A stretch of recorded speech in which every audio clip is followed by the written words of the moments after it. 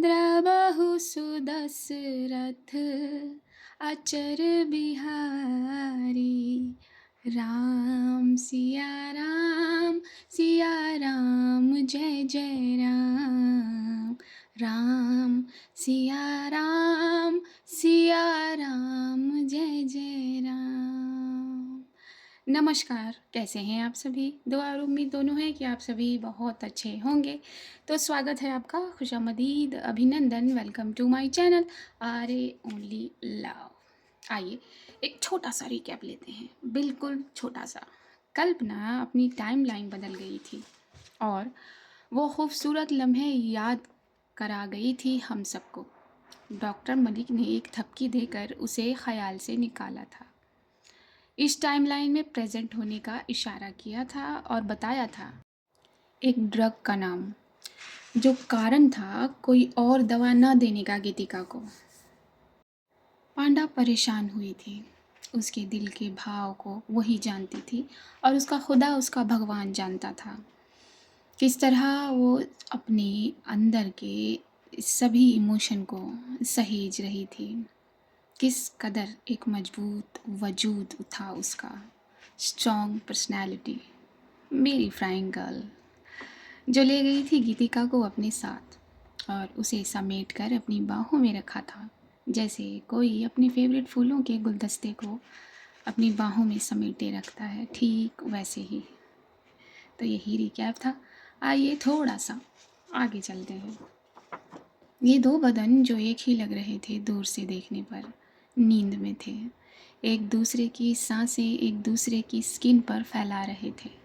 कोई फिक्र नहीं थी, कोई शिकन नहीं थी माथे पर, ना चेहरे पर किसी तरह की लकीर, किसी परेशानी की लकीर या किसी खुशी की लकीर। इतनी सुकून भरी सांसें थी इन दोनों की, जैसे बस यहीं तक तो आना था, यहीं लाना था ज़िंदगी को और ये पहुंच गए थे। पहुंचकर मिल जाना था एक दूसरे के ठोर पर। इतना सुकून था इन दोनों की इस नींद में। और इस कमरे को देखो, देखो तो सही, कितना इतरा रहा था इस रूम का ये हल्का सा अंधेरा। पर्दे जो हवा से मिल नहीं रहे थे, मगर फिर भी न जाने कौन सी हवा पाए हल्के हल्के लहरा रहे थे। तभी उस लहरन का थोड़ा सा हिस्सा पांडा की आंखों पर पड़ा था और उसकी पलकें ज़रा सिकुड़कर ऊपर उठी थीं। उसी भाव में उसने अपने सर को हल्का सा उठाया था तो अपनी बाजू पर गीतिका को पाया था। एक प्यार वाली निगाह भर के पांडा ने एक घूंट गटका था गीतिका के चेहरे को देखकर। अपनी उन्हीं निगाहों के साथ पांडा ने घड़ी को देखा था। तो नींद ले ली ब्रेनलेस ने, थैंक गॉड। ये कह के पांडा ने अपना हाथ ज़रा धीरे से निकाल लिया था गीतिका के सर के नीचे से और बड़े आराम से उठकर वो टेबल पर पड़ी थी जहाँ वो दवाइयाँ पड़ी थी जो डॉक्टर मलिक ने दी थी। उनमें से कुछ मेडिसिन निकाली थी उसने। अगेन दिस, पांडा ने उन दवाइयों को देखकर कहा था और गीतिका की साइड वाले बेड के पास जाकर वो बैठ गई थी। ब्रेनलेस, पांडा ने धीरे से हाथ पकड़कर गीतिका का उसे बुलाया था। गीतिका नींद में थी। ब्रेनलेस, उठिए, ये कहा था पांडा ने। तब तक उसके दिमाग ने कुछ मैसेज दिए उसे। मैं भी क्या बोल रही हूँ, वो नींद में है, ये अपने आप से ही कहा था उसने और हल्के से गीतिका की गर्दन पर अपना हाथ रखकर उसे अपनी तरफ उठाया था, जिससे गीतिका पूरा का पूरा उसकी गर्दन पर आकर टिक गई थी। ब्रेनलेस, इधर देखिए। गीतिका को हल्का सा होश आया था, बिल्कुल नाम मात्र कह सकते हैं, और उसका चेहरा पांडा ने अपने हाथ में पकड़ा हुआ था। ये लीजिए, बस बस बस बस बस, ये लीजिए पानी, बस बस बस। पांडा ने टैबलेट्स को उसके मुँह के सुपुर्द किया था और फट से उसके होठों पर पानी का ग्लास लगाया था। एक घूंट उसने पानी धकेल दिया था, जैसे एक छोटे से बच्चे को नींद में जगाकर उसकी बची हुई दवाई का डोज दिया जाता है, बस वैसे ही पांडा ने गीतिका को दवाई खिलाई थी। नींद में जब किसी बच्चे को दवा खिला दो तो वो नींद में भी अपना मुंह बिगाड़ लेता है। बस गीतिका ने भी मुंह बिगाड़ लिया था यहाँ कड़वाहट के कारण।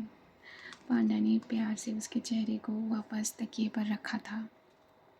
पानी का ग्लास वहीं साइड वाली टेबल पर रख कर उसे ढक दिया था। प्यार से देखा था गीतिका को और पांडा की आंखें गीतिका के उस शालीन भाव पर अटक गई थी, बिल्कुल अटक गई थी।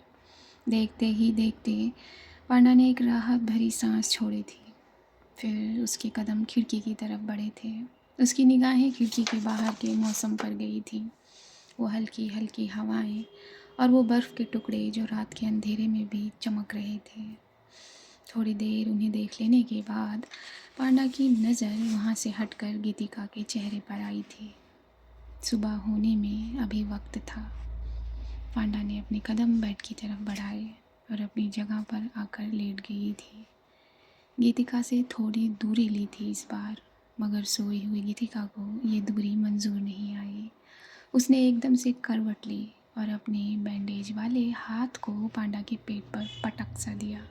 क्या कर रही है ब्रेनलेस? पांडा ने फट से उसके हाथ पर अपना हाथ रखकर उसे सहला दिया था। जख्म ताज़ा है और नींद में भी किसी से झगड़ रही होंगी, पांडा ने तिरछे होते हुए ये कहा था। और जैसे गीतिका सुन रही थी वो उस तरह उससे बोल रही थी, मगर गीतिका कहाँ सुन रही थी। गीतिका ने थोड़ी सी यहाँ हलचल की थी, अपना सर उचकाया था। उचकाकर उसने फट से अपने सर को पांडा के चेहरे पर पटक दिया था, जैसे उसने मारा हो उसके सीने पर। खाली दिमाग भी इतना भारी है इनका।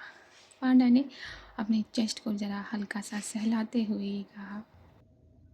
मुस्कुरा दिए थे पांडा के वो लब और फिर उसने उस तरफ वाले हाथ को कोहनी से फोल्ड कर लिया था और हथेली को गीतिका के सर पर रखकर उसे सहलाने लगी थी। फिर न जाने कब पांडा को भी नींद आ गई और ये दोनों फिर नींद की आगोश में खो गए। नींद थोड़ी लंबी चली थी। लंबी चलने के बाद सुबह हुई थी, मगर इन दोनों की नींद वैसी लंबी चल रही थी। जरनाब के घर ज़रा चहक महक ज़्यादा थी। उसकी मम्मी ज़रा परेशान थी इस जल्दीबाजी से, जिन्हें कर्नल साहब ने ज़रा समझाया था। इतनी जल्दी बेटी की सगाई तय कर आए हैं आप, और अब इत्मीनान रखने के लिए कह रहे हैं। कैसे कर्नल साहब, कैसे होगा सब? मम्मी परेशान हुई थी। अपने हाथों से न जाने कितने काम जल्दी जल्दी से सरका रही थी और कहती चली जा रही थी, और कर्नल साहब ज़रा मुस्कुरा दिए थे अपनी वाइफ की इन बातों पर। वहाँ अभी के घर पर भी कुछ यही हाल था। पापा थे कि हर काम पर मुहूर्त चेक किया करते थे, जिससे अभी की मम्मी ज़रा परेशान रहा करती थी। एक प्यार वाला परेशान होना, उस तरह के परेशान रहा करती थी। इंगेजमेंट का जो वेन्यू था वो पहलगांव के बहुत खूबसूरत किसी पैलेस में किया गया था। इंतज़ाम वहीं किया गया था सारा का सारा। अब सभी मेहमानों को, चाहे घर के हों चाहे बाहर के हों, वहीं पहुंचना था तैयार होकर। जरनाब के हाथों में हल्की हल्की हिना सजाई जा रही थी और मम्मी एक पैर पर खड़े होकर पूरे घर में घूमती नज़र आ रही थी। वक्त थोड़ा सा आगे गया था। धूप ने ज़रा चमक पकड़ ली थी। पांडा के ठीक बगल वाली टेबल पर रखे फ़ोन ने ज़रा रिंग उठा ली थी, जिससे इन दोनों की नींद टूट गई थी। गीतिका से पहले आँख खुल गई थी पांडा की, और उसने अपने आप को पीछे की तरफ खींचा था। खींचकर उसने फ़ोन उठा लिया था। गिरधारी जी का कॉल था। पांडा अपना फ़ोन कान पर लगाए बड़ी सावधानी से यहाँ से निकलकर हॉल में पहुँच गई थी। गिरधारी जी से कुछ बातें करने लगी थी धीरे धीरे। उनसे बात कर लेने के बाद उसने अपनी बॉडी को ज़रा स्ट्रेच किया था। ओह, ये सर कितना भारी हो रहा है। मतलब जब ब्रेनलेस की बॉडी में सर मेरा भारी हो रहा है। चलो चाय ही ले लेते हैं। पांडा अपने आप से बात करते हुए किचन की तरफ बढ़ गई थी। चाय बनाकर उसने 2 कप में छान ली थी और कप लेकर बेडरूम में आई थी। कप्स को टेबल पर रखा था उसने। गीतिका ने अपनी पलकें हल्की हल्की खोली थी और जब उसने अपनी पलकों के पर्दों को हटाया, धीरे धीरे ऊपर खींचा तो सामने पांडा को पाया। गुड मॉर्निंग, पांडा ने अपना चेहरा हल्का सा झुकाकर कहा था।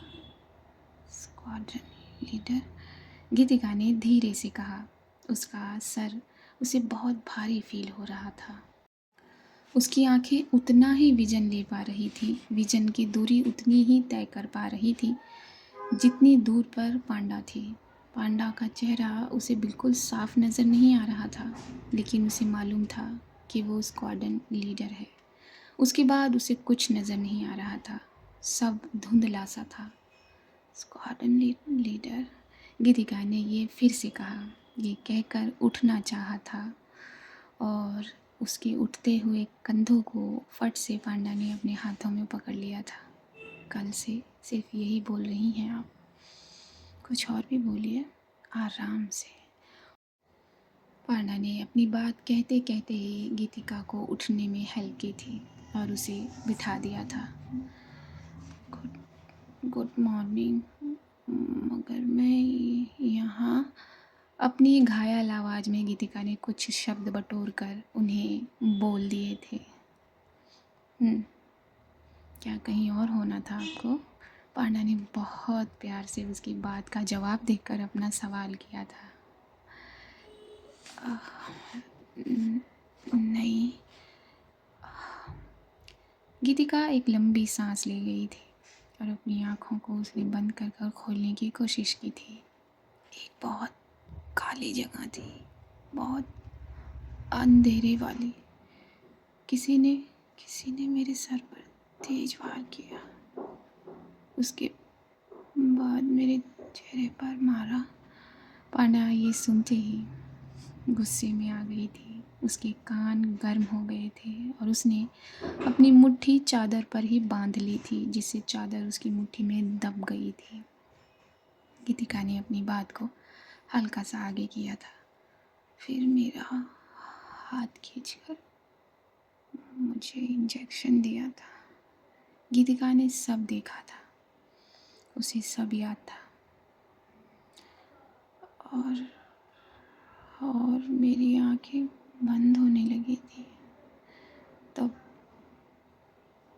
मुझे आपका चेहरा दिखा और आपने मुझे बचाया कुछ होने से। स्क्वाड्रन लीडर, गीतिका ने अपनी बात कैसे न कैसे पूरी कर ली थी और उसकी बात पूरी होते ही पांडा ने फट से उसके चेहरे को दोनों हाथ में थाम लिया था।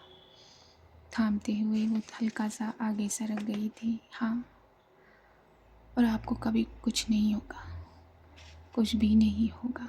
अब आप मेरे पास हैं, मेरे पास। पांडा ने जॉलाइन पर दबाव देते हुए अपनी बात कही थी। मालूम है, अब मुझे कुछ नहीं होगा।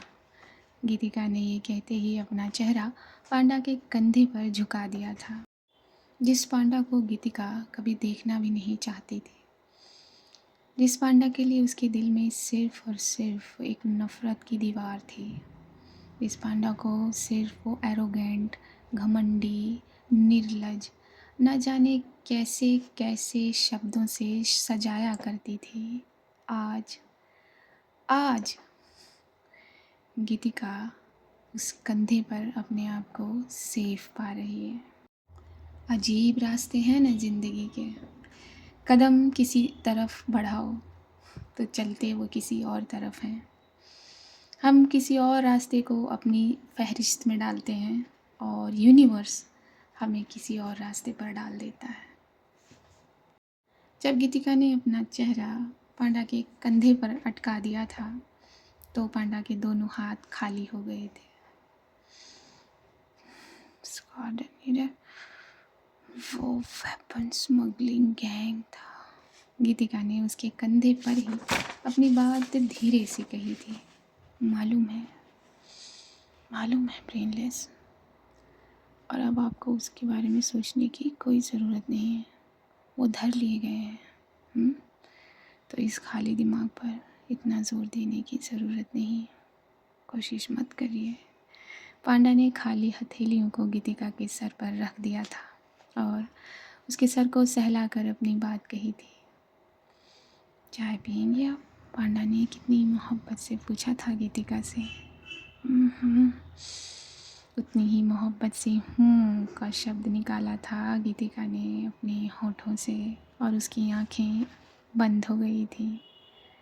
कुछ खाना है? पांडा के पूछने पर उसी के कंधे पर गीतिका ने सर को रगड़ दिया था। हाँ में गार्लिक स्लाइस? पांडा ने फिर से उसी प्यार से पूछा था। कितना सटीक था उसका पूछना। गीतिका ने खुश होकर सिर्फ हामी भरी थी। तो उसके लिए छोड़िए। नहीं, गीतिका ने एक छोटे से बच्चे की तरह मना कर दिया था। You are safe now brainless.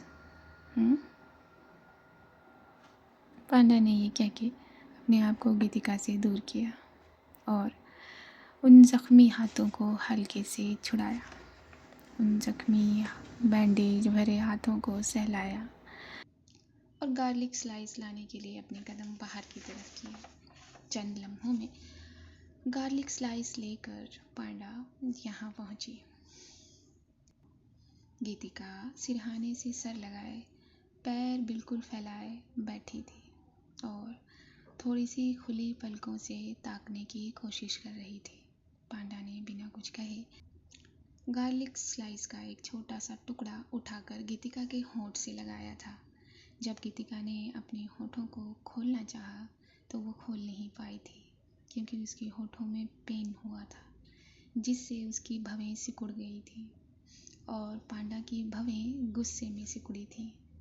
आराम से ब्रेनलेस, आराम से।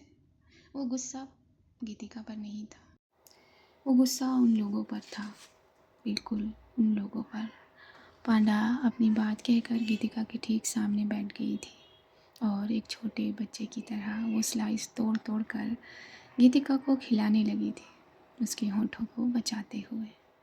पांडा की नज़रें गीतिका के गालों के गड्ढों पर गई थी जो बन ही नहीं रहे थे और गीतिका की आधी खुली आंखें बस पांडा की चिन और गर्दन के बीच में ही अटक गई थी। वो उसी के गर्दन को देखकर हल्के हल्के वो गार्लिक स्लाइस के टुकड़े चबाने लगी थी। पांडा अपने थंब से बीच बीच में गीतिका के होठों को वाइप भी कर रही थी।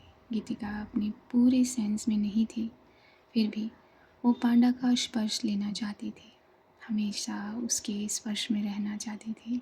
इसलिए अपने पैर को हल्के हल्के ज़रा सा सरका रही थी पांडा के पैर के पास।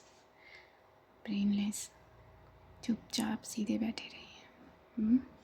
पांडा की इस बात पर अपना चेहरा एक छोटे से बिल्ली के बच्चे की तरह बना लिया था गीतिका ने और पूरी कोशिश की थी गीतिका ने कि वो अपनी आँखों को खोल सके, खोलकर पांडा की आँखों में देख सके।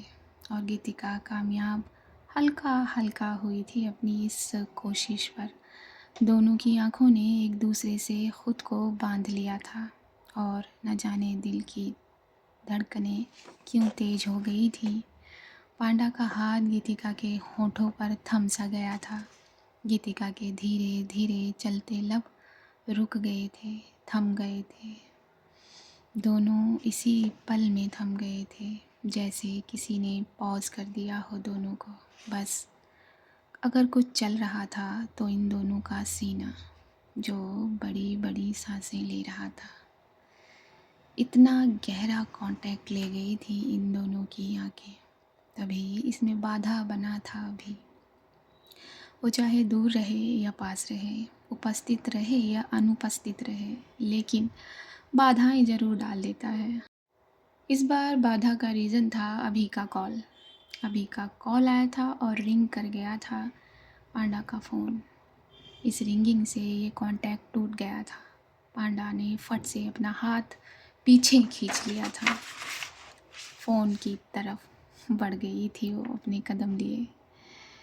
तुझे सुबह सुबह चैन नहीं है पार्थ? हाँ, सुबह?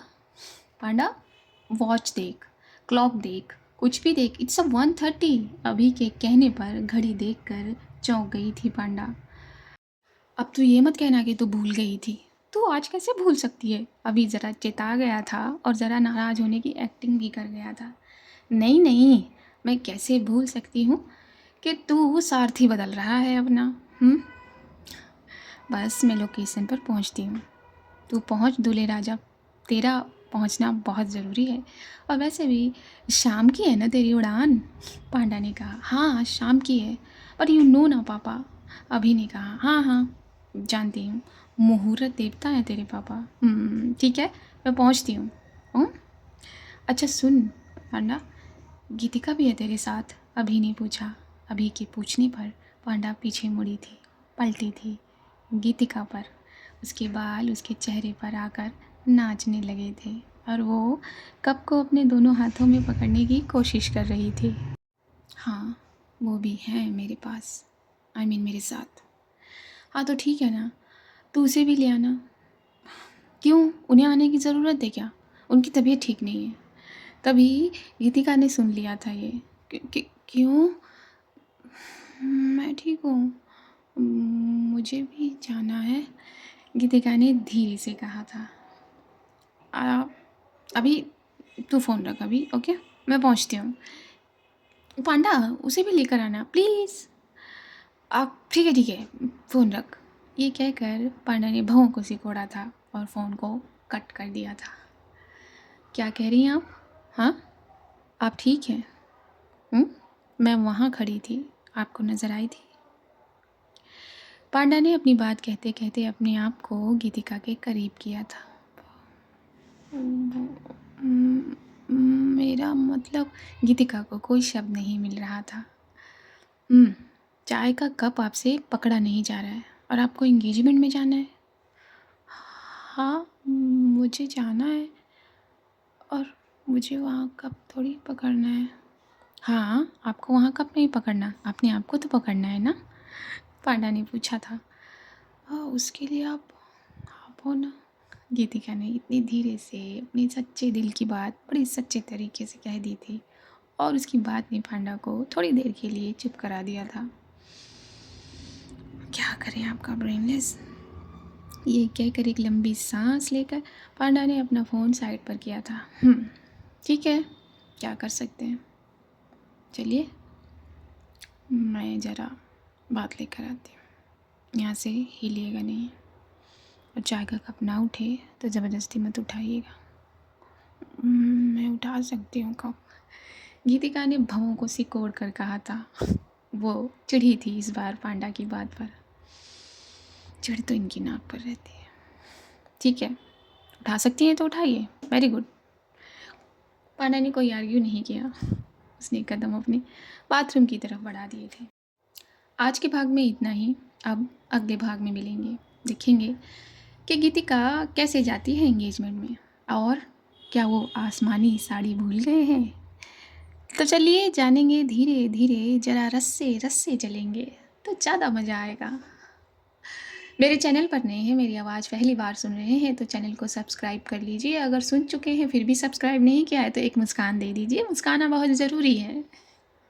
बाकी लाइक कर दीजिए, शेयर कर दीजिए, कमेंट कर दीजिए, दुआ करिए। सबसे ज़रूरी बात, दुआ करिए। अपने लिए करिए, दूसरों के लिए करिए, अपने पेरेंट्स के लिए करिए, दूसरों के पेरेंट्स के लिए करिए, लेकिन दुआ करिए और अपने पेरेंट्स का ख्याल रखिए। बस मुस्कुराते रहिए। मुझे दीजिए इजाज़त, नमस्कार।